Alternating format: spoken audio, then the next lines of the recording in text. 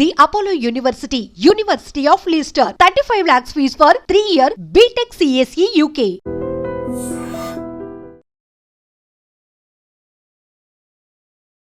వరుస దెబ్బలతో కుదేలవుతున్న మావోయిస్టు పార్టీకి సెక్రటరీ ఎవరవుతారు? నంబాల కేశవరావు గారి తర్వాత ఎవరు కాబోతున్నారు?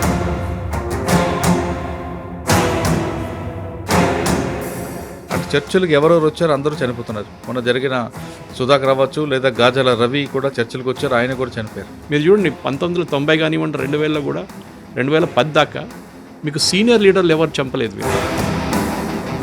వీళ్ళ ఫిలాసఫీ మారిపోయింది అక్కడి నుంచి. వీళ్ళది ఏంటంటే కాంట్రాక్టుల దగ్గర డబ్బులు గుంచుకోవడం. ఇప్పుడు నెక్స్ట్ ఎవరు అవ్వచ్చు మీకున్న సమాచారం ప్రకారం, మీకున్న ఎక్స్పీరియన్స్ ప్రకారం? తిరుపతి ఆయన ఉన్నారు, అప్పుడు ఆయన లోపల ఉన్నారు. తిరుపతి వరంగల్ ఆయన ఒకరు ఉన్నారు. మల్లోజు వేణుగోపాల్ ఉన్నారు, మల్లోజు గారు ఉన్నారు. మళ్ళీ మళ్ళా రాజిరెడ్డి ఉన్నారు. హిడ్మా అంటే ఒక పొలిటికల్ పార్టీ సపోర్ట్తో వాళ్ళు వస్తున్నారని ఒక వార్త ఉంది, వాస్తవం అంటారా? చంద్రబాబు నాయుడు గారికి ఇప్పుడు కూడా ఆయన మీద చేసిన దాడికి కోపం. Welcome to iDream. వరుస దెబ్బలతో కుదేలవుతున్న మావోయిస్టు పార్టీకి సెక్రటరీ ఎవరవుతారు? నంబాల కేశవరావు గారి తర్వాత ఎవరు కాబోతున్నారు? గతంలో ముప్పాల గణపతి ఆరోగ్యరీత్యా రిటైర్మెంట్ తీసుకుంటే ఆయన ప్లేస్లో నంబాల కేశవరావు గారు వచ్చారు. కానీ ఆపరేషన్ కాగర్లో భాగంగా పార్టీ డైరెక్ట్గా ఆయనకు వెళ్ళి కొట్టడం, ఎన్కౌంటర్ చనిపోవడంతో నెక్స్ట్ ఎవరు అవుతారు? ఇప్పటి వరకు ఉన్న మన క్యాడర్ని తీసుకుంటే ఇంతవరకు తెలంగాణ లేదా తెలుగువారు ఇంటివారు ఇప్పుడు ఛత్తీస్గఢ్లో అవుతారా, లేదా బీహార్ వాళ్ళు అవుతారా, లేదు మధ్యప్రదేశ్లో అవుతారా అనే విషయం అంతా మాట్లాడడానికి సీనియర్ జర్నలిస్ట్ సురేష్ కొచ్చేటి గారు ఉన్నారు. ఆయన అడిగి చాలా క్లారిటీగా విషయం తెలుసుకుంది. సార్ నమస్తే అండి. నమస్కారం. మావోయిస్ట్ పార్టీ గతంలో నక్సల్స్బరీ, తర్వాత పీపుల్స్ వార్, ఇప్పుడు మావోయిస్ట్ పార్టీ. ఎక్కడో వెస్ట్ బెంగాల్ పుట్టిన పార్టీ క్రమేపీ శ్రీకాకుళం రైతాంగ పోరాటం నుండి తెలంగాణ నుంచి వచ్చి తెలంగాణ రాష్ట్రంలో కానీ ఉమ్మడి ఆంధ్రప్రదేశ్లో దానికి ఒక మార్కు ఉండేదండి.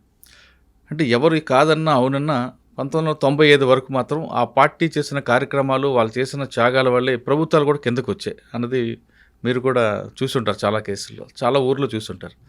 తర్వాత క్రమేపీ అది మారడం, ప్రభుత్వం అప్పర్ హ్యాండ్ అవ్వడం అని జరిగింది. ఇక్కడ ఎప్పుడైతే పోలీసులు అప్పర్ హ్యాండ్ అవ్వడంతో తెలంగాణ రాష్ట్రం నుంచి విడిచిపెట్టి ఉత్తరగా మన ఛత్తీస్గఢ్, బీహార్ ఆ ప్రాంతానికి పరిమితమైంది. అక్కడ దండకారణ్యం, ఇక్కడ నల్లమల నుంచి దండకారణ్యం వెళ్ళారు.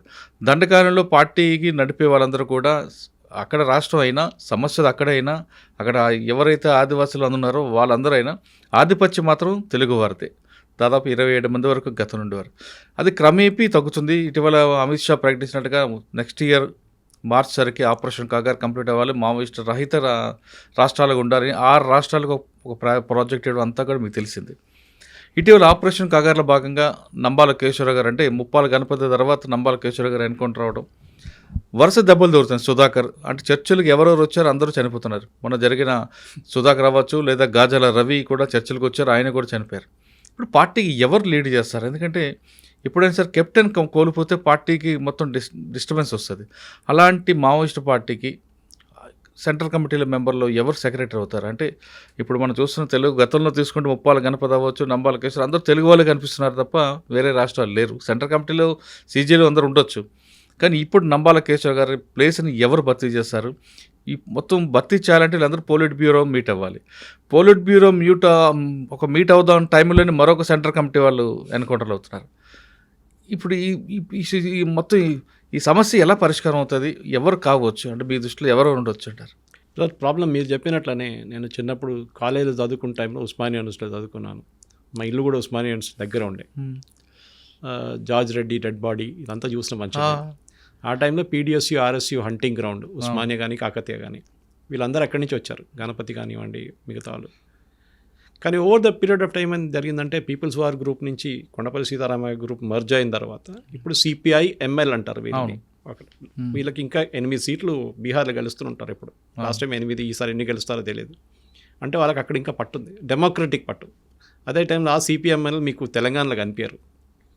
ఓకే, తెలంగాణ ఒక టైంలో నక్సలైట్స్ కానీ కమ్యూనిస్ట్ మూవ్మెంట్ది హెడ్ ఉండే సుందరయ్య కానీ పెద్ద పెద్ద వాళ్ళు ఉండే మన దగ్గర. కానీ ఇప్పుడు అసలు కమ్యూనిస్ట్కే ప్రసక్తి లేదు. వాళ్ళు కాంగ్రెస్ వాళ్ళు ఇచ్చిన ఏదో 2 సీట్లు ఇస్తే దాన్ని గెలుస్తారు. కానీ నక్సలైట్ లీడర్షిప్ ప్రాబ్లం ఎక్కడ వచ్చింది? మీరు చెప్పినట్టు 95 దాకా వాళ్ళకు ఒక ఫిలాసఫీ ఉండే, ఐడియాలజీ, ఫిలాసఫీ. చంద్రబాబు నాయుడు గారి మీద ఏ రోజు దాడి చేశారు ఆ రోజు ఐ థింక్ పోలీస్ ఫోర్స్ కూడా ఒక డిసిషన్ తీసుకున్నది. అప్పుడు దాకా చిన్న చిన్న లీడర్ని చంపుతాను, మన స్పీకర్ గారిని చంపారు, శ్రీపతి గారు. అట్లాంటి మళ్ళీ ఆలంరెడ్డి మాధవ్ రెడ్డి గారిని చంపారు మన ఫ్లైఓవర్ దగ్గర. అవునండి. ఇదంతా వాళ్ళు చేశారు, కానీ అంత సీనియర్ లెవెల్కి వెళ్ళలేదు. సెకండ్, మన అందరికి తెలుసు ఇంటెలిజెన్స్ చాలా ఇంపార్టెంట్ దీంట్లో. వీళ్ళు గ్రామ సభలు పెడతారు, ప్రజాసభలు పెడతారు, అక్కడ కొంతమందిని పిలిచి ధమ్కి ఇస్తారు, మీరు చేస్తే చేయకపోతే అక్కడ కూడా కొంతమంది చంపేస్తారు భయం ఉండడానికి. కానీ ఓవర్ ఎ పీరియడ్ ఆఫ్ ఏం జరిగిందంటే సెంట్రల్ గవర్నమెంట్ కూడా ఒక వ్యూ తీసుకున్నారు. మనందరికి తెలుసు, నాకు ఎందుకు సర్ప్రైజింగ్ ఎలిమెంట్ ఏముందంటే ఇది కాంగ్రెస్ వాళ్ళు చేయాలి ఉండే. ఎందుకంటే మధ్యప్రదేశ్ కంప్లీట్ కాంగ్రెస్ లీడర్షిప్ని ఖతం చేసింది వీళ్ళే, మీకు గుర్తుంటుంది. విద్యాచరణ్ శుక్లా నుంచి అందరినీ ఒకటే బ్లాస్ట్, ఛత్తీస్గఢ్లో బ్లాస్ట్ చేయడం. అప్పుడు వీళ్ళు ఎందుకు చేయలేదు? దాని తర్వాత వచ్చిన గవర్నమెంట్, భూపేష్ బఘెల్ గవర్నమెంట్, రమణ్ సింగ్ వచ్చారు, దాని తర్వాత భూపేష్ బఘెల్ గవర్నమెంట్ వచ్చిన తర్వాత చాలా చల్లగా అయిపోయింది మొత్తం. కానీ ఏ రోజు భూపేష్ బఘెల్ గవర్నమెంట్ పోయి మళ్ళీ బీజేపీ గవర్నమెంట్ వచ్చింది అక్కడ, ఆ రోజు మీరు చూసుంటారు స్ట్రాటజీ మారిపోయింది. అమిత్ షా గారు 11 నెలల నుంచి ఉన్నారు కదా, సంవత్సరం నుంచి ఉన్నారు కదా, కానీ ఎందుకు ఈ సడన్గా లాస్ట్ 2 సంవత్సరాల్లో ఇంత యాక్టివిటీ, హైపర్ ఎస్పెషలీ ఫస్ట్ 1 ఇయర్లో ఒక టార్గెట్ కూడా ఎందుకు పెట్టుకున్నారు? 2026 ఏప్రిల్ దాకా మొత్తం వైప్అవుట్ చేసేస్తాం. 2 కారణాలు. మీకు చెప్పినట్టు దండకారణ్య బెల్ట్ ఒకటి ఉంది, ఇంకోటి మనం గజ్జచోలి మర్చిపోయాం, ఇటువైపు మహారాష్ట్ర వైపు మర్చిపోయాం. ఈ బెల్ట్ ఒకటి బ్రేక్ చేసేసారు నడిమిట్లో. ఛత్తీస్గఢ్లో బ్రేక్ అయిపోయింది, అది తెలంగాణ వైపు రాలేకపోయింది. నల్లమల అంటే ఒక టైంలో టార్పోలిన్ షీట్లు, బ్లూ టార్పోలిన్ షీట్లు చూడగానే అన్నాలు వచ్చేసారు అని చెప్పి ఆ పక్కన ఎవరు వెళ్ళరు కూడా. కానీ Telangana police specially grey hound setup చేసింది. అది మనందరూ తెలుసు, వ్యాస్గార్ టైం నుంచి ఆ స్పెషల్ ఎలైట్ ఫోర్స్ తయారు చేసి వీళ్ళు డబ్బులు విపరీతంగా ఖర్చు చేశారు. అన్ఆడిటెడ్, ఆడిట్ చేయరు దీన్ని. ఇన్ఫార్మర్స్ ఎస్ఆర్ అమౌంట్ ఉంటుంది, ఎస్ఆర్ అమౌంట్. ఎందుకంటే ఈవెన్ కాశ్మీర్లో కూడా అదే చేశారు, ఆర్మీకి ఇచ్చేశారు. మీరు వాడుకోండి. హ్యూమన్ ఇంటెలిజెన్స్ చాలా ఇంపార్టెంట్. ఎందుకంటే మీరు నక్సలైట్ ఏరియా, ఎస్పెషలీ ఫారెస్ట్ ఏరియాలో మీకు సిగ్నల్స్ ఉండవు, మొబైల్స్ ఉండవు, వాళ్ళు ఉంటే కూడా వాడరు. సో మీకు టెక్నికల్ ఇంటెలిజెన్స్ దొరకడం చాలా కష్టం. అదే టైంలో మీకు హ్యూమన్ ఇంటెలిజెన్స్ చాలా ఇంపార్టెంట్. మొన్న ఒక ఫోటో కనిపిస్తుంది సార్, మీరు కూడా చూస్తుంటారు. బస్తర్ వైపు అది ఒక బస్సు వచ్చిందంట మన ఫస్ట్ టైం ఆఫ్టర్ ఇండిపెండెన్స్ ఒక విలేజ్కి. అది హిడ్మా ఊరికే వచ్చిందండి.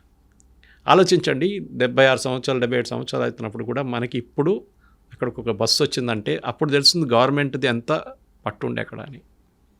అంతా వాళ్ళదే నడుస్తుంది మొత్తం. వాళ్ళు ట్యాక్స్ వాళ్ళే కలెక్ట్ చేసుకుంటారు, వాళ్ళే ఖర్చు పెడతారు. కానీ నక్సలైట్ లీడర్షిప్ కూడా మీరు చూసుంటారు, పాత లీడర్షిప్. ఇప్పుడు కొండపల్లి సీతారాం గారు ఏమైనా సంపాదించారంటే ఏం లేదండి. అదే టైంలో నెక్స్ట్ జనరేషన్ లీడర్షిప్కి వచ్చేదాకా డబ్బులు వాళ్ళకు కూడా కొంచెం ఖర్చు చేయడం ఎక్కువ, వాళ్ళ షో ఆఫ్ ఎక్కువైంది. మీకు పాత రామకృష్ణ ఫోటో కానివ్వండి, గణపతి ఫోటోలు కనిపించండి, మీకు పాత ఏదో బ్లాక్ అండ్ వైట్ ఫోటోలు కనిపిస్తుంది. కానీ ఇప్పుడు వాళ్ళు సోషల్ మీడియాలో అక్కడెక్కడ పెట్టడం మొదలుపెట్టారు, లేటెస్ట్ ఫొటోస్ కనిపిస్తున్నాయి. పోలీస్కి అదే కావాలి. సో వాళ్ళ ఫిలాసఫీ మారినప్పుడు చాలామంది సరెండర్ చేసిన వాళ్ళు కూడా అదే అంటున్నారు. ఆ ఫిలాసఫీ మారిపోయింది, డైల్యూట్ అయిపోయింది. వీళ్ళు కూడా బూర్జోలాగా తయారైపోయారు అన్నమాట. సో అక్కడ వీళ్ళకి ఒక డిస్కనెక్ట్ వచ్చేస్తుంది. అంటే ఇప్పుడు ప్రజలకు ఏ సమస్య ఉందో అది చూసుకోకుండా వాళ్ళు ఎంచుకున్న సిద్ధాంతాన్నే ఫాలో అవుతున్నారు. అంటే వాళ్ళు ఎంచుకున్న లైన్ కరెక్ట్ కాదని ఒక భావన వస్తుందంటారు సార్. మరియు ఆంధ్ర వైపు, తెలంగాణ వైపు, స్పెషలీ మన కరీంనగర్ వైపు కానీ అటువైపు వెళ్తే మీరు కరెక్ట్ వాళ్ళు చెప్పిన ఫిలాసఫీ ఎందుకు. ఇప్పుడు నేను కూడా నా చాలామంది అడిగారు, మీరు కేరళ నుంచి సురేష్ గారు, first democratically elected communist government in the world EMS Namboodiri party కేరళలో వచ్చింది. కానీ అక్కడ నక్సలిజం ఎందుకు లేదు? అక్కడ ఉండాలి కదా ఫస్ట్. ఎందుకంటే మన అందరికి తెలుసు వీళ్ళ ఫిలాసఫీ ఏంటనేది. మనం చిన్నప్పటి నుంచి నేర్చుకున్నాం, కాలేజీలో ఉన్నప్పుడు చూసాం వీళ్ళని. ఆ టైంలో ఏబీవీపీకి అసలు పట్టలేకుండా ఉస్మానియాలో, ఎస్ఎఫ్ఐ అయితే కనిపించలేదు అప్పుడు, ఎన్ఎస్యుఐ కూడా లేదు, ఓన్లీ పీడిఎస్యు ఆర్ఎస్యు ఉంటుండే ఆ టైంలో. ఆ టైంలో కూడా మీరు చూసుంటే వీళ్ళ ఫిలాసఫీ ఏంటంటే ఈక్వల్ డిస్ట్రిబ్యూషన్ ఆఫ్ వెల్త్ ఎక్కడ అంటే ఉన్న డబ్బులు గవర్నమెంట్ ఏమో అంత పెద్ద పెద్ద భూస్వాములకి ఇచ్చేశారు, వీళ్ళకి తినడానికి ఏం లేదండి. ఒకడు ఇంజనీరింగ్ కాలేజ్ నుంచి ఇంజనీరింగ్ చేసి వచ్చి, వీళ్ళందరూ ఇంజనీర్సే కదా, చేసి వచ్చిన తర్వాత పక్కన బిల్డింగ్లో ఆడు ఉండేది గుడిసెల పక్కన బిల్డింగ్లో ఒక 5 అంతస్తుల బిల్డింగు, వాడికి 5 కార్లు, 10 మంది పనోళ్ళు, ఏసీలు, అన్ని రూమ్లు పెట్టుకున్నాడు. ఈడేమో తినడానికి ఇక్కడ లేదు, వీడి దగ్గర ఉద్యోగం కూడా లేదు. సో న్యాచురల్లీ ఫ్రస్ట్రేషన్ డెవలప్ అయింది. అక్కడే ఆమెని వచ్చి బ్రెయిన్ వాష్ చేస్తారు వీళ్ళు వచ్చి. నెక్స్ట్ లైట్ చూడరా, అక్కడ చూడు, నువ్వేంటి బందూకు పట్టుకో, తుపాకీ పట్టుకో, అయిపోయింది. కానీ ఆ ఫిలాసఫీ మారింది. ఎందుకంటే కేరళలో ల్యాండ్ డిస్ట్రిబ్యూషన్ వెస్ట్ బెంగాల్లో కూడా చేశారు సార్, మీరు గుర్తుందా మీకు? అవునండి, జ్యోతి బాసు చేశారు. ఎందుకంటే నక్సల్ బారి ఎక్కడి నుంచో కదా మొదలైంది, వర్డ్ అక్కడి నుంచి వచ్చింది నక్సలైట్స్. 24 కునాల్లో వాళ్ళందరూ ఉన్న ఆ టైంలో చాలా పెద్ద మూవ్మెంట్ ఉండే ఆ టైంలో. కానీ over a period of time west బెంగాల్లో, కేరళలో ల్యాండ్ కమ్యూనిస్ట్ వాళ్ళు అంటారు, స్పెషల్లీ కమ్యూనిస్ట్ గవర్నమెంట్ ఉన్నప్పుడు ల్యాండ్ రిఫార్మ్స్ తీసుకొచ్చారు. అందరికీ భూమి ఉండాలి, ఇల్లు కట్టడం కాదు, ఇప్పుడు చేస్తున్న తెలంగాణ చేస్తున్న ఇల్లు కట్టడం కాదు, ఇందిరమ్మ ఇల్లు కాదు, భూమి ఉండాలి. అది ఈవెన్ మీకు పండించడానికి ఒక 10 ఎకర్లు 5 ఎకర్లు 2 ఎకర్లు ఉంటే కూడా బతుకుతారు వాళ్ళు. మొత్తం భూస్వాములు అప్పుడు ల్యాండ్ రిఫార్మ్స్ యాక్ట్ లేకుండే 1000 ఎకర్లు 2000 ఎకర్లు పెట్టుకున్నారు. అప్పుడు దాని తర్వాత ల్యాండ్ రిఫార్మ్స్ తీసుకొచ్చారు. తెలంగాణలో భూదాన్ మూవ్మెంట్ తెలంగాణలో ఎందుకు వచ్చింది అడగొచ్చు మీరు. వినోబా భావే గారు ఆయన ఏరియాలో పెట్టుకోవాలి కానీ తెలంగాణలో ఎందుకు వచ్చారు ఆయన. సో అక్కడి నుంచి మీకు తెలిసిపోతుంది, ఫిలాసఫీ మారిపోయింది. మీరు ఎక్కడెక్కడ మీరు ల్యాండ్ రిఫార్మ్స్ తీసుకొచ్చారో, ఈక్వల్ డిస్ట్రిబ్యూషన్ ఆఫ్ వెల్త్ చేశారో, అక్కడెక్కడ నెక్సలిజం ఆటోమేటిక్ పడిపోయింది. తమిళనాడులో చాలా తక్కువ, కర్ణాటకలో తక్కువ, కేరళలో అసలు లేదు. అట్టపాడి ఏరియాలో కొంచెం ఉంది కానీ అది ట్రై జంక్షన్ లాగా. తమిళనాడు, కర్ణాటక, కేరళ ఒక ట్రైబల్ ఏరియా అది అట్టపాడి ఏరియా. ముదుమలై నుంచి వెళ్తాం, ఇటు వైపు నుంచి కూడా కర్ణాటక వైపు నుంచి కూడా వెళ్ళొచ్చు. సో అట్లాంటి ప్లేస్లో కూడా ఎందుకు రాలేదంటే తెలంగాణ ఫెయిల్ అయింది సార్. అక్కడ తెలంగాణ అని కాదు, అప్పుడు ఉమ్మడి ఆంధ్రప్రదేశ్ గవర్నమెంట్ ఫెయిల్ అయింది. 95 తర్వాత వీళ్ళకి అర్థమైంది, గేమ్ అర్థమైంది వీళ్ళది. అంటే మీరు డెవలప్మెంట్ తీసుకొస్తే నక్సలైట్స్ దాన్ని వ్యతిరేకిస్తారు. మీకు గుర్తుంటుంది, జేసీబీని తగలబెట్టడము, టెలిఫోన్ తగలబెట్టడం. ఇక్కడ మన రైల్వే స్టేషన్ బీబీ నగర్ దగ్గర ఒక రైల్వే స్టేషన్ ఉంది, దాని పాల్గొట్టి బాంబు అన్నీ చేశారు. ఈవెన్ మన స్వప్నలో కాంప్లెక్స్లో ఒక 10 డౌనింగ్ స్ట్రీట్ బార్ ఉండే, దాన్ని కూడా బాంబు పెట్టారు. సో వీళ్ళ ఫిలాసఫీ మారిపోయింది అక్కడి నుంచి. వీళ్ళది ఏంటంటే కాంట్రాక్టుల దగ్గర డబ్బులు గుంజుకోవడము, వేదాంత లాంటి కంపెనీని థ్రెటన్ చేసి అక్కడి నుంచి వాళ్ళ దగ్గర డబ్బులు గుంజుకోవడం. సో వీళ్ళ ఫిలాసఫీ మారిపోయింది. డబ్బులు మీకు ఏం కావాలి? డబ్బులు తుపాకీలు కొనడానికి, బాంబులు కొనడానికి, ఐఈడీలు తయారు చేయడానికి. సో ఆ ఫిలాసఫీ మారినప్పుడు ఏమైపోయిందంటే వీళ్ళ కాడర్ కూడా డిసొల్యూషన్ అయిపోయారు. ఎందుకంటే మీకు ఇప్పుడు ఎల్టీటీ లాగా సార్ ఇది, మీరు కాడర్ని మెయింటైన్ చేయాలంటే మీకు మోటివేషన్ చాలా ఎక్కువ ఉండాలి. ఆ మోటివేషన్ మీదే వీళ్ళు బతుకుతారు. కానీ పోలీసు వాళ్ళు ఏం చేశారంటే కంటిన్యూస్గా వీళ్ళ లోవర్ లెవెల్ నుంచి చిప్ చేయడం మొదలుపెట్టారు. మీరు చూడండి 1990 కానివ్వండి, 2000లో కూడా 2010 దాకా మీకు సీనియర్ లీడర్లు ఎవరు చంపలేదు వీళ్ళు. అవును, కింద వాళ్ళని సరెండర్ చేయడం లేదా వాళ్ళని ఎలిమినేట్ చేయడం. అవును. కానీ ఐ థింక్ లాస్ట్ 2 సంవత్సరాలు ఒక డిసిషన్ తీసుకున్నారు గవర్నమెంట్. మీరు అడిగినప్పుడు ఇజ్రాయెల్ ఇరాన్ మీద ఎందుకు కొట్టారంటే హుతీల మీద ఎందుకు కొట్టట్లేదు, హెజ్బుల్లా ఎందుకు కొట్టట్లేదు, వీళ్ళ మీద ఎందుకు మన హమాస్ మీద కొట్టట్లేదు అంటే పాము తల అక్కడ ఉంది, వాళ్ళని కొట్టాలి. న్యాచురలీ ఆ డిసిషన్ తీసుకున్నారు. సాధారణంగా పోలీసులు కూడా ఒక ఎమ్మో ఉంటుందండి, ఎప్పుడు టైల్ టచ్ చేయకూడదు, కొడితే హెడ్ కొట్టాలంటారు. అది సేమ్ థింగ్, టైల్ పట్టుకుంటే మీకు దొరకదు, హెడ్ మూగుతుంది కాబట్టి మనం హెడ్నే కొట్టాలంటారు.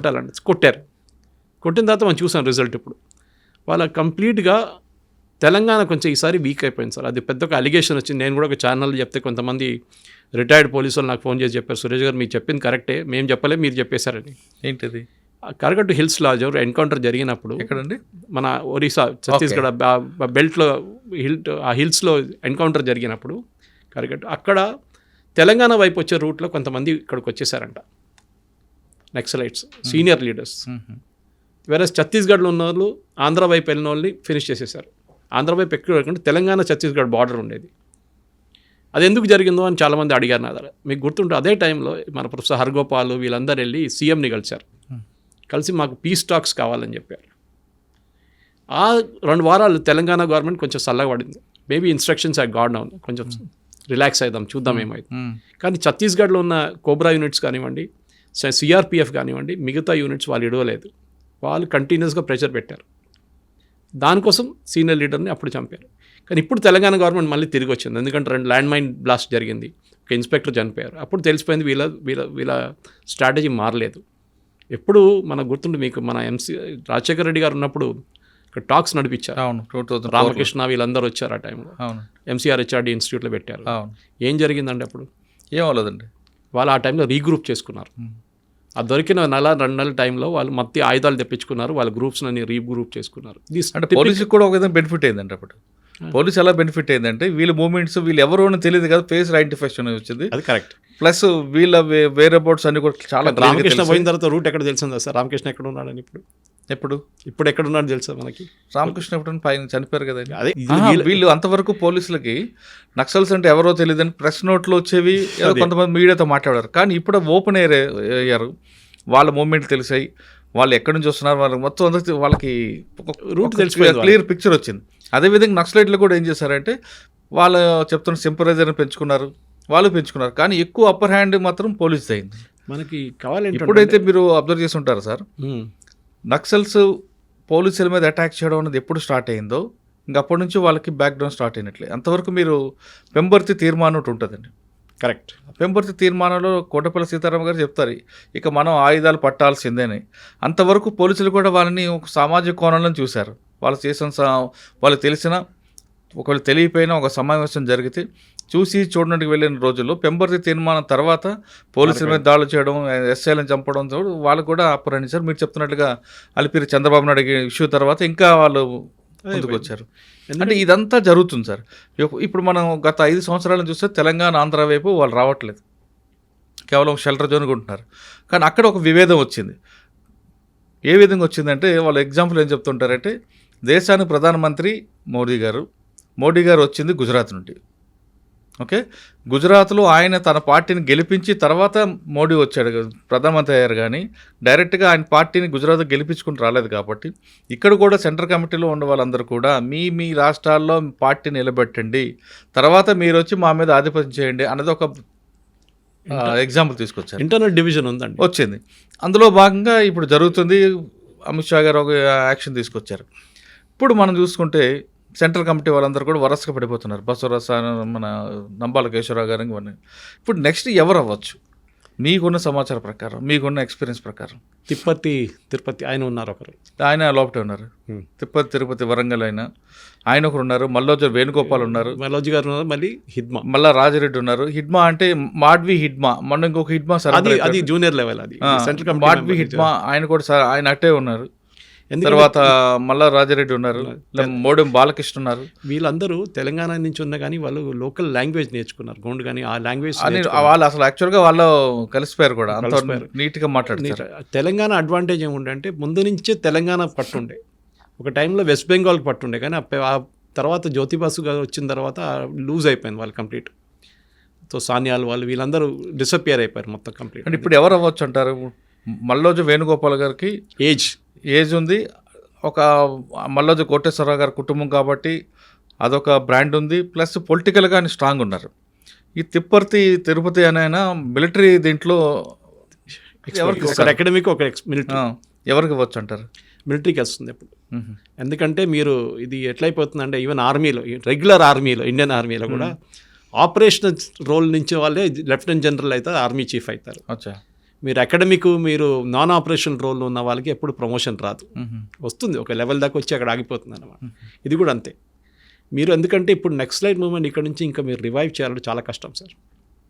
ఎందుకంటే ఇప్పుడు ఇజ్రాయెల్ లాగా అయిపోయింది. ఇది పేరు చెప్తున్నట్టు ఆపరేషన్లో టాప్ ఆయన హిడ్మా కూడా ఉన్నారు కదా, ఉన్నారు.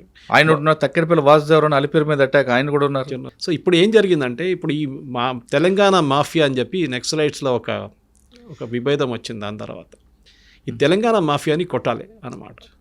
దానికోసం సార్ మీరు చెప్తున్నట్లుగా పొలిటికల్గా కన్నా మిలిటరీ ఆపరేషన్ ఉన్న వాళ్ళకి ఇవ్వచ్చు అని అంటున్నారు. అంటే అక్కడ తిరుపతి కానీ లేదా ఇంకా మన తక్కెరపల్లి వాసుదేవరావు అందరూ కూడా. అయితే ఒకవైపు ఛత్తీస్గఢ్లో ఎక్కువ ఉంది, పార్టీ ప్రజెంట్ దండకార్యం ఆ ప్రాంతంలో ఉంది కాబట్టి ఆ రాష్ట్రానికి హిడ్మా కూడా రావచ్చు కదా. ఎందుకంటే తెలంగాణలో మీరు చెప్పినట్ల ఇక్కడ మీకు సపోర్ట్ లేనప్పుడు తెలంగాణలో కంప్లీట్ వైపౌట్ చేసేసారు. అది ఇక్కడున్న పోలీసు వాళ్ళని మెచ్చుకోవాలి దాంట్లో. అంటే ఉమ్మడి ఆంధ్రప్రదేశ్ నుంచి మొదలైంది అది అనమాట. ఎన్టీ రామారావు గారి టైం నుంచి అది గ్రేహౌండ్స్ అని వీళ్ళ డౌన్ హిల్ స్టార్ట్ అయిందన్నమాట. వ్యాస్ గారిని చంపారు, ఉమేష్ చంద్రని చంపారు, అదంతా చేశారు. అదంతా వాళ్ళ పబ్లిసిటీ కోసం అనమాట. కానీ వీళ్ళు ఎప్పుడు అనుకోలేదు ఇట్లాంటి ఒక పరిస్థితి వస్తుంది అనేది. ఏదో ఒక రోజు వస్తుంది కదా సార్. అది ఒరిజినల్ ఫిలాసఫీలో వీళ్ళ దగ్గర ఈ చెప్పినట్లు వీళ్ళకి అసలు ఫైనాన్షియల్ సపోర్ట్ ఏం లేకుండా ఇంటికాడ కూడా వీళ్ళు చాలా పేద కుటుంబం నుంచి వచ్చేవాళ్ళు. ఇప్పుడు ఎట్లయిపోయిందంటే లాస్ట్కి వాళ్ళకు కూడా ఒక ఫ్రస్ట్రేషన్ వచ్చేసింది. ఈ ఎక్కడ వెళ్ళట్లేదు ఈ మూమెంట్. ప్రజల కోసం గవర్నమెంట్ హాస్పిటల్ కడుతున్నారు, రోడ్లు వేస్తున్నారు. దానికోసం మనం ఎప్పుడు చూస్తుంటాం రోడ్ ఓపెనింగ్ పార్టీ మీద వీళ్ళు దాడి చేస్తారు, ఎప్పుడు ఐడీలు యూజ్ చేస్తారు వీళ్ళు. కానీ ఇప్పుడు ఎట్లయిపోయిందంటే ఎక్కడైనా కానీ ఏం చేసినా కానీ నెక్స్ట్ డే పోలీసు వాళ్ళు రియాక్ట్ అవుతున్నారు. ముందు భయపడుతుండే, ఒక బ్లాస్ట్ జరిగితే కూడా 3 రోజుల తర్వాత తిరుగుతారు ఏరియాలో. ఇప్పుడు అది లేదు సార్, అది పోయింది. సో ఐ థింక్ డెఫినెట్గా ఆపరేషనల్ రోల్ ఉన్న వాళ్ళకి ఇస్తారు నా అంచనా ప్రకారం. ఎందుకంటే లాస్ట్ ఒక వారం 10 రోజులు చదివిన న్యూస్ రిపోర్ట్స్ ప్రకారం అది బేసిక్లీ ఈసారి ఎవరైనా ఛత్తీస్గఢ్ నుంచి లేకుంటే మన జార్ఖండ్ నుంచి ఆ ఏరియా నుంచి రావచ్చు అంటున్నారు. తెలంగాణ మాఫియా అని వాళ్ళకి వర్డ్ యూజ్ చేస్తున్నారు నెక్స్ట్ రైట్. ఫస్ట్ టైం ఆ గ్రూప్లో ఒక వర్డ్ అట్లా వస్తుంది. వీళ్ళేం చేయలేకపోయారు. తెలంగాణ మాఫియా ఫెయిల్డ్ లీడర్షిప్లో. ఎవరు కొట్టినా అని వాడిని కొట్టేస్తున్నారు పోలీసు వాళ్ళు. వాళ్ళు ఫెయిల్ అయ్యారు. మోటివేట్ చేయడానికి జూనియర్ లీడర్షిప్ 40-45 సంవత్సరాలు ఉన్న లీడర్షిప్ వాళ్ళని తీసుకొస్తున్నారు. ఎందుకంటే మీకు తెలుసు సార్, అడవిలో ఉన్నప్పుడు చాలా మటుకు హెల్త్ ఇష్యూస్, ఈవెన్ గణపతి కూడా ఆయన రిటైర్మెంట్కి వెళ్ళిపోయారు అంతే, బికాస్ హెల్త్ ఇష్యూస్లో. అక్కడ మీరు డాక్టర్ని తీసుకొస్తే ముందు డాక్టర్లు వస్తుండే, ఇప్పుడు డాక్టర్లు భయపడుతున్నారు రావడానికి. సో డెఫినెట్గా ఐ థింక్ ఈసారి ఒక యంగర్ లీడర్షిప్ రావచ్చు. యంగర్ లీడర్షిప్, అది కూడా ఎక్కడైతే నాన్ తెలంగాణ. కానీ ఇప్పుడు ఇటీవల కాలంలో గాజల రవి ఎన్కౌంటర్ తీసుకుంటే మరొకసారి మూవ్మెంట్ ఇటు చూపిస్తున్నట్టుగా తెలిసింది ఏఓబీ వైపు. అంటే ఇక్కడ ఆంధ్రప్రదేశ్ సరిహద్దు ప్రాంతాల్లో ఏ గ్రామం కూడా పార్టీకి సపోర్ట్ లేదు, కానీ ఒక పొలిటికల్ పార్టీ సపోర్ట్తో వాళ్ళు వస్తున్నారని ఒక వార్త ఉంది, వాస్తవం అంటారా?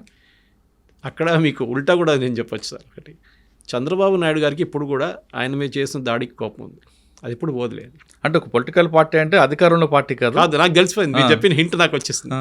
డెఫినెట్గా వాళ్ళు ట్రై చేస్తారు, కానీ పొలిటికల్ పార్టీ కూడా ఎక్కువ రోజు హెల్ప్ చేయలేరు. ఎందుకంటే ఒకరోజు వాళ్ళు కూడా అదే పార్టీలో ఉన్నప్పుడు వాళ్ళు ఏం చేశారు, ఒకప్పుడు వాళ్ళు వీళ్ళు కొట్టుకునేవారండి అంతే. ఆ పార్టీని ఈ పార్టీ కలిపి అడవిలో కొట్టుకునేవారు మావోయిస్ట్ పార్టీ. సో మీరు ఇప్పుడు చంద్రబాబు నాయుడు గారు వచ్చిన తర్వాత సపోర్ట్ ఆంధ్ర సైడ్ నుంచి 100% వస్తుంది. ముందు లేకుండే మీకు గుర్తుంటుంది, వైఎస్ జగన్ ఉన్నప్పుడు మీ క్వశ్చన్ అక్కడే ఆన్సర్ వచ్చేస్తుంది. అప్పుడు ఆ టైంలో మీరు ఎన్ని ఎన్కౌంటర్ చూసారు ఏఓబీ ఏరియాలో? ఓకే, ఒరిస్సాలో ఇప్పుడు ఎన్ని ఎన్కౌంటర్ చూస్తున్నారు మీరు? జరుగుతుంది అంతా ఈ బెల్ట్లోనే జరుగుతుంది. ఛత్తీస్గఢ్ తెలంగాణ బెల్ట్ నడుస్తుంది.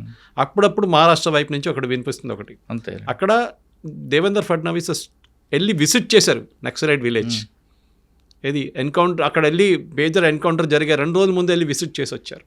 ఫస్ట్ టైం అంటే ఈవెన్ అక్కడ ఆపోజిషన్ లీడర్స్ కూడా ప్రేస్ చేశారు. ఇప్పుడు హిడ్మా ఊరు కూడా అమిత్ షా వెళ్ళి వచ్చారు. సో వీళ్ళది ఏంటంటే వాళ్ళ ఏరియాలో వెళ్ళి వాళ్ళని కొట్టడం, అదొక ఫిలాసఫీ. మోదీ గారు చెప్తున్నట్టే ఘర్మే గుస్కే మారింగే, ఆ ఫిలాసఫీ వీళ్ళు ఇప్పుడు ఈ నక్సలైట్ వ్యతిరేకంగా కూడా వాడుకుంటున్నారు సార్. ఓకే సార్, ఇంత నిర్బంధం జరుగుతున్న టైంలో పార్టీని లీగలైజ్ చేస్తే బెస్ట్ కదా?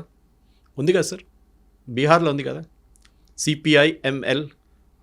ఈ పార్టీని మనం లీగలైజ్ చేస్తే కొంతకాలం బ్రీతింగ్ తీసుకోవచ్చు కదా వీళ్ళు. ఇప్పుడు మీకు గతంలో కొండపల్లి సీతారామ గారు తీర్మానం కూడా చేశాడు ఇదే విధంగా, కరెక్ట్. ఆయన వ్యతిరేకించారు వీళ్ళు. ఇప్పుడు ఆ పని చేస్తే బెస్ట్ కదా, ఎందుకంటే వీళ్ళు త్యాగాలను ఎవరు మర్చిపోలేరు, ఎంత బాగా చేస్తారు వీళ్ళు. ఇటువంటి లీడర్షిప్ కూడా కావాలి కదా. ఇప్పుడు థియరిస్ట్ కొండపల్లి సీతారామ గారు థియరిస్ట్ ఉండే, అంటే ఫిలాసఫీ ఎక్స్ప్లెయిన్ చేయడం చాలా బాగా ఎక్స్ప్లెయిన్ చేస్తారు. పాత వీడియోలు చూస్తే మనకు తెలిసిపోతుంది. కానీ ఇప్పుడు ఏమైందంటే సార్, ఇప్పుడు వీళ్ళని డెమోక్రటిక్ మూమెంట్కి వచ్చేస్తే మిలిటరీ లీడర్షిప్ మీద వీక్ అయిపోతుంది. ఓకే, డెమోక్రసీకి వచ్చినప్పుడు డబ్బులు వస్తుంది, ఎలక్షన్ ఉంటుంది, డబ్బులు ఖర్చు చేయాల్సి వస్తుంది. అప్పుడు ఇదేం లేకుండా అడవిలో బతుకుతున్న మనిషి కూడా బయటకు వచ్చి నేను ఎందుకు కావాలి అక్కడ, నేను ఇక్కడ వచ్చి ఒక ₹1 కోటి సంపాదించుకొని మంచి హ్యాపీగా ఉంటాను, ఎలక్షన్ ఓడిపోతే కూడా నా దగ్గర 50 లక్షలు మిగిలిపోతాయి అంట. ఆ ఫిలాసఫీ వచ్చేస్తుంది ఇప్పుడు. సో దానికోసం CPI-ML ఉన్నప్పుడు వాళ్ళు ఎట్లా గెలుస్తున్నారు? వాళ్ళు అదే ఏరియాలోనే గెలుస్తున్నారు. వాళ్ళు ఇంకా ఇటువైపు యూపీ వైపు లేదు వాళ్ళకి, మధ్యప్రదేశ్ వైపు లేదు వాళ్ళకి, ఛత్తీస్గఢ్లో లేదు. అసలు బీహార్లో ఎందుకు గెలుస్తున్నారు? 8 సీట్లు అంటే తక్కువ కాదు సార్. బీహార్ అసెంబ్లీలో చాలా పెద్ద కాంపోనెంట్ అది. సో డెఫినెట్గా అంటే వాళ్ళకి అక్కడ లోకల్ సపోర్ట్ ఉంది. మేబీ ఆ పాత దండకారీన బెల్ట్ నుంచి వచ్చిన సపోర్ట్ ఉంటుంది అక్కడ. కానీ మీరు చెప్పిన ప్రశ్నకి ఎస్ చేయొచ్చు, ఆల్రెడీ ఉంది కదా ఒక పార్టీ, వాళ్ళతోనే మీరు విలీనం. ఇప్పుడు చాలా మటుకు మీరు టెర్రరిస్ట్ గ్రూప్స్ చూస్తారు, ఈవెన్ యూరోప్లో ఉన్న టెర్రరిస్ట్ గ్రూప్స్ కూడా వాళ్ళకి ఫ్రంట్ అండ్ ఇంకొకటి ఉండే. ఇప్పుడు యూకేలో ఉన్నప్పుడు షిన్ఫెన్ లాంటి గ్రూప్స్కి వాళ్ళకి ఫ్రంట్ అండ్ ఒక డెమోక్రటిక్ పార్టీ ఉండే, వాళ్ళకి వెనక నుంచి వాళ్ళు ముందు టెర్రరిజం చేస్తుండేవాళ్ళు. సేమ్ థింగ్ స్పెయిన్లో ఉండే వాళ్ళకి. ఇప్పుడు కేరళలో ఉంది సార్, కేరళలో PFIని బ్యాన్ చేసినా కానీ SDPI ఉంది వాళ్ళకి. SDPI is the political front. PFI ban చేసి పడేసారు గవర్నమెంట్, టెర్రరిస్ట్ గ్రూప్ అని చెప్పేసి. అది సేమ్ థింగ్, సిమీని బ్యాన్ చేసినప్పుడు మళ్ళీ ఇంకో ఫ్రంటేజ్ అక్కడి నుంచి ఫ్రంట్ వస్తుంది. సో గుడ్ సజెషన్, మంచిదే. కానీ ప్రాబ్లం ఎక్కడ వస్తుందంటే ఒకసారి డబ్బులు చూసిన తర్వాత మళ్ళీ తిరిగి అడవికి వెళ్ళరు, అది అక్కడే ఆగిపోతుంది అనమాట. లేకుంటే ముందున్న సాయిబాబా లాంటి వాళ్ళు, లేకుంటే మిగతా అరవింద్ తుంబుల వాళ్ళ అట్లాంటి మనుషులు తీసుకొచ్చి, పొలిటికల్ థియరిస్ట్ అందరిని తీసుకొచ్చి, ప్రొఫెసర్స్ తెచ్చి, ప్రొఫెసర్ హర్గోపాల్ గారు ఇక్కడ ఉన్నారు, ఇట్లాంటి మనుషులు తీసుకొచ్చి ముందు పెట్టి okay now we'll start a moment అని. కానీ ఎన్ని ఓట్లు వస్తుంది మీకే తెలుసు సార్. ఇప్పుడున్న యంగ్స్టర్స్ దగ్గర నుంచి నాకు ఇప్పుడు కూడా గుర్తుంది, ఉస్మానియాలో ఉన్నప్పుడు కానీ మా ఇల్లు అక్కడ ఉన్నప్పుడు కూడా ఉస్మానియా యూనివర్సిటీ లోపల ఒక పోలీస్ స్టేషన్ లేకుండే సార్ ఆ టైంలో. ఇప్పుడు ఆ ఎఫ్లు పక్కన ఒక పోలీస్ స్టేషన్ పెట్టారు ఉస్మానియా. భయపడుతుండే పోలీసు వాళ్ళు ఉస్మానియా పోస్టింగ్ అంటే. కానీ ఇప్పుడు చూడండి ఎట్లా మారిపోయింది. యంగ్స్టర్స్ కూడా ఇప్పుడు ఆస్పిరేషన్ లెవెల్ లేదు. PDSU RSU ఎందుకు బంద్ అయిపోయారంటే ఇదే రీజన్. యంగ్స్టర్స్కి ఏంటంటే మన నుంచి ఉద్యోగం కావాలి, మంచిగా బతకాలి, ఆ ఫిలాసఫీ అది బందూకు అది అంతా పోయింది ఇప్పుడు. అది షే గెవరా నుంచి మీకు ఫిడెల్ కాస్ట్రో నుంచి అందరూ అంతే సంగతి. వియట్నాంలో ఎక్కడుంది ఇప్పుడు? ఏం లేదు ఇప్పుడు. కంబోడియాలో ఎక్కడుంది? ఏం లేదు ఇప్పుడు. సో లోకంలో ఎక్కడుంది? ఒక గెరిలా ఫోర్స్ చూపిండి. ఒక ఇండోనేషియా వైపు అక్కడ ఏదో ఉంది అంతే. అవునండి. మిగతా అంతా ఇస్లామిక్ గ్రూప్స్ అయిపోయారు. ప్యూర్ గెరిల్లా గ్రూప్స్ ఎక్కడ లేదు సార్ ఇప్పుడు. ఎందుకంటే ఆ వ్యతిరేకత, ఆ బూర్జ్వా, అదంతా ఆ ఫిలాసఫీ పోయింది మొత్తం, కంప్లీట్గా వైప్అవుట్ అయిపోయింది. Next slide sir admitting it, వాళ్ళే అడ్మిట్ చేస్తున్నారు. ఆ ఫిలాసఫీ వీక్ అయిపోయింది. ఒక ఏం లేదు, లీడర్స్కి ఏం లేదు, వాళ్ళు కూడా డబ్బుల కోసం డబ్బులు అంట తిరుగుతున్నారని చెప్పి వస్తున్నారు. సరే చాలామంది పేదోళ్ళు ఉన్నారు, కానీ డెఫినెట్గా ఒక ఎలీట్ గ్రూప్ తయారయ్యారు. మొత్తమే తీసుకుంటే నంబాల కేశవ గారు ఆ ప్లేస్ని భర్తీ చేయడానికి ఈసారి తెలుగువారు కాకుండా దండకార్యానికి సంబంధించిన వ్యక్తులు లేదా ఛత్తీస్గఢ్, మహారాష్ట్ర సంబంధించిన వ్యక్తులు అవుతారంటున్నారు సురేష్ గారు. ఖచ్చితంగా ఈసారి మల్లోజు వేణుగోపాల్ గారు అవుతారా, లేదు హిడ్మా అవుతారా అనేది కాలమే చెప్పాలి. ఇది నంబాల కేశవ గారి ప్లేస్లో ఎవరు అవుతారనే విషయంపై సురేష్ గారితో విశ్లేషణ. మరో అంశంలో మళ్ళీ కలుద్దాం. అంతవరకు నమస్తే. Thank you sir. Thank you very much.